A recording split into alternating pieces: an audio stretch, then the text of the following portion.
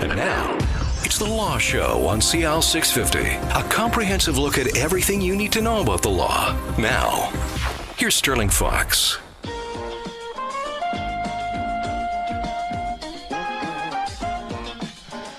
Well, we have some night court music in the morning. Well, that's just because it's the Law Show, and we can do that here on CIL 650. Good morning.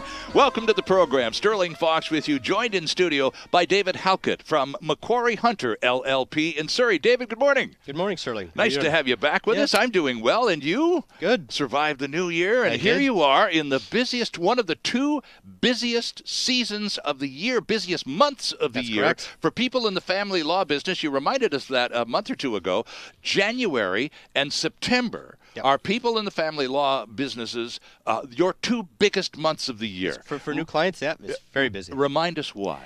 Well, they try to have one last summer holiday with the children, and so then they break up in September. Right. And then January, they want one last Christmas with the children, not ruin the children's Christmas by breaking up in November or December. So they stick through it, and then they break up in January. And because you've been at this now for 20 years, and you've been with Macquarie Hunter since, what, 03? 2003, that's So correct. you've been watching this January phenomenon occur for a very long time. There is a real pattern here. There is, and it does, that part of our jokes are always that family law dark humor that, well, they didn't like their gift at Christmas, but that's obviously just tongue-in-cheek. It's just they've tried to stick together. So January and September have always been busy for me. And in many cases, that's that extra painful mile the parents try to put together for the interests of the children. Give them another Christmas at least before the adults blow it. Exactly. You don't want the children to remember that their parents separated at Christmas. Exactly. Tell us a little bit about Macquarie Hunter. We're going to talk about maintenance issues on the program here, all those support matters. And boy, does that get dodgy when you start talking about the law in any area of the law, David Halkett, you say follow the money. That's and right. the law suddenly gets pretty darn interesting, doesn't it? Exactly. It always comes down to a dollar and cents. All right, so we'll get into all of those money matters in a little bit, but first tell us a little bit about your firm. Macquarie Hunter began back in the mid-30s in Westminster by one man named Macquarie, and it has morphed into a rather large firm based now in Surrey. That's correct. In 1967, a bunch of small firms in New Westminster all joined together, and they formed Macquarie, Hunter, Fisher, McKinnon, Gates, Petnuzzo, and Pierce. So fortunately, in 1978, they cut it down to Macquarie Hunter, or else I wouldn't be able to remember our firm name. Good call, guys. Exactly. So we used to have three offices, one in New West and two in Surrey. Okay. And in December of 2010, so a little over 5 years ago now, we actually merged together into all the offices into one office on the 15th floor of Central City. Oh, so you're right there where the new Surrey City Hall is, in that area, Simon Fraser University, in the same building, right? Simon Fraser's in our building. That's correct. Right. They're at the bottom. And what floor are you on? On the 15th. Okay, you have the whole 15th floor. We do. And Macquarie Hunter, you and two colleagues are the family law section of Macquarie Hunter. How many lawyers in the firm, and what other sorts of law do you practice? We have about 20. It varies somewhere between 25 and 30, depending on certain times of the year and people coming in, article students. But I think now we have about 27, 28. And we have all ranges except mostly income tax law. We don't do that other than tangential like the family and stuff. So we have a large commercial department, a lot of land development. Okay, of course, in Surrey. Exactly. Absolutely. Fastest growing city in the country. Exactly. 1,000 people a month move in. Yeah. Then we have a large PI department as well, so personal injury. Okay. We also have a very vibrant commercial litigation group with lawyers in that. And we also do wills and estates and such. So we're a very wide-ranging firm. Well, given that multiplicity of options that you, the lawyer, could have exercised, why on earth did you choose family law? Well, it's more like it chose me, Sterling. It was weird. As I think we spoke before, I didn't want to do family law at first when I was in law school. I thought I'd be a solicitor and the transactions. But I liked litigation. I got yelled at and judged my first time in court and thought that was kind of cool. Oh, okay. So as an article student, when I articled in Vancouver, and then when I had an opportunity for one job, and it was a family law position, I wanted to work where the job was, and I became at the time I said I was a lawyer who did family law. I didn't want to call myself a family law lawyer. Right. But over the years, I just kind of morphed into a family law lawyer, and I found I had the personality that I could deal with the emotional aspects and not internalize them as some lawyers did. I've seen some break down because they internalize it too much. Right. And yet at the same time, it's very key, I think, very critical. How early in your career as a family lawyer, David, did you understand how critical it is to be a good listener and a compassionate human being? It probably took a couple of years from the time I started doing it. So right now I'm a 23-and-a-half-year call. So probably started doing family law mostly around 1996. So you're about 20 years into it now. Yeah, then, huh? And so by the late 1990s, I started realizing I had to listen a little differently than I had before. Like when you're doing a commercial client, they just want to get right to the bottom of it. But in a family law matter, there's a lot of emotion you have to go through, and there's a process you have to get to. I always say that family law files will settle or resolve when they're ready, when the parties are emotionally ready to do it.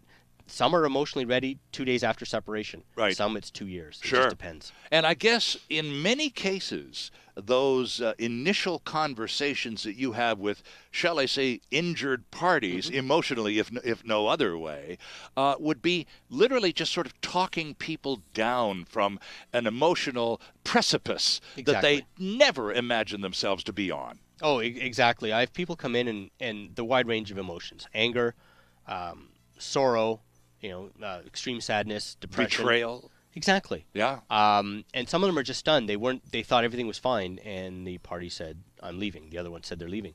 So when they come in to see me, I usually will talk to them about the weather, or the view we have from my end of the office is really nice, and especially if it's a late November day or December, and or even January, a nice sunset to the southwest, and then I let them talk for about 15 minutes usually, and sometimes I don't even have anything to say. I don't have any questions. I let them talk. They bear their emotions, bear their soul, and then we get into the important stuff. Right.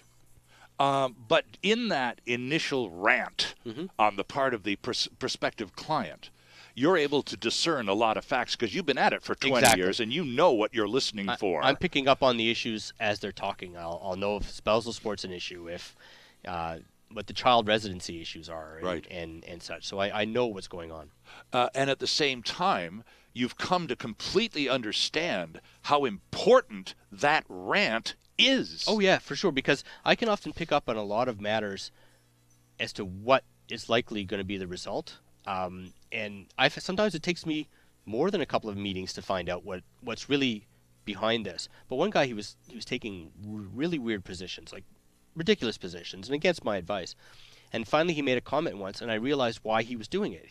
There was some deep-seated anger that he had with respect to his wife. So once you can, by letting them talk and finding out where they're coming from, you have an idea how I have to work the case and the facts I'm pulling out and the legal issues to get to where they want to be. And I would imagine one of the tougher types, character or personality types to deal with, and you've been at it again quite a while, so you're probably pretty good at it, but if someone comes in to you or to one of your two colleagues and says, look, this is not the way the script was supposed to have been unfold here. I've been betrayed. That son of a gun has left me for another younger woman. And I am going to punish him if it's the last thing I do. I don't care about any of the other details. I am going to punish that person if it kills me. How do you deal with someone who is just hell-bent on revenge? Well, it's interesting because that does come up quite a bit. I'll bet. Both. And so what I have to do is I have to make sure that they understand that their emotional feelings are totally valid feelings, that they want to get back at the person. I often will recommend they go to counseling so that they're not spending hourly rates on a lawyer to get their emotions out. Sure. Right. Sure. But counselors being somewhat less expensive than you family about lawyers. a third the price. Okay, right. But what I usually will also tell them is that even though the feelings you're feeling are very valid, the court doesn't go out for revenge. It doesn't matter that he left you for someone else. Right. The court's going to make the determination based on the law, and the law specifically says that conduct is not a factor unless it affects the child. Right. Say, for example, or it affects your ability to work. So a woman says, look, I was dumped, at the last minute. We all remember that movie, was it Waiting to Exhale, where she's about to go to the Christmas party and he walks in and says, I'm leaving you for my staff person. That's right, yes. So in in a normal situation like that, the person may be unable to work, but the fact that he left for someone else doesn't have a factor on she gets more money. Right. She may get it longer because she can't work if she's emotionally Sure. affected, but you got to tell them it's not going to make a difference. You can fight it all you want, but you're going to get the same result. And usually, by the time they come to see me the second time, they're not as upset as they originally were. And I guess money. We're going to talk maintenance and support issues here, and we're going to follow the money for the next hour here. And to go to court is the most expensive way to resolve any matter. Oh, for sure. And ultimately, David, if you do go to court and leave this whole thing in the hands of a complete stranger who doesn't really care how you feel about what he or she decides about you, your case, your future, is going to be decided by an impartial person who has no skin in the game. Exactly. You could lose big time. Well, exactly. It's going to cost you the money to go. Fighting on principle costs you a lot. And it's only worth it to fight on principle if you're going to be successful in the end. Sure. As a judge says, you can have a 20-year marriage. You don't get a 20-year trial. Right. You get 4 days, 5 days. So again, though, there are individuals who are pretty angry, and I would imagine it's a bit of a chore to get them to see that perspective of how risky, incredibly risky going to court is. Oh, for sure. And I'll always make sure they know all their options, what the cost is going to be, and what their likely result will be. And but yeah, it can be difficult and emotionally draining. And I think I should probably point out here, friends, that my guest, Mr. Halkett, does, as is pretty obvious, go to court a lot. I do. Now, it's funny, because there are some lawyers, perhaps not in the area of family law, David, but and I'm sure you know more than a few dozen. There are some lawyers who wouldn't go to court with a gun stuck in their ear. It's not what they want to do. It's not why they got into the profession. Oh, for sure. And in family law, there's a lot of lawyers now who they just do mediation or what they call alternative dispute resolution. They don't go to court. So those of us who still are courtroom lawyers have a lot more stuff to do now. Right, but it's also important from the perspective of a client. It's a fair ball question to ask you at that initial conversation.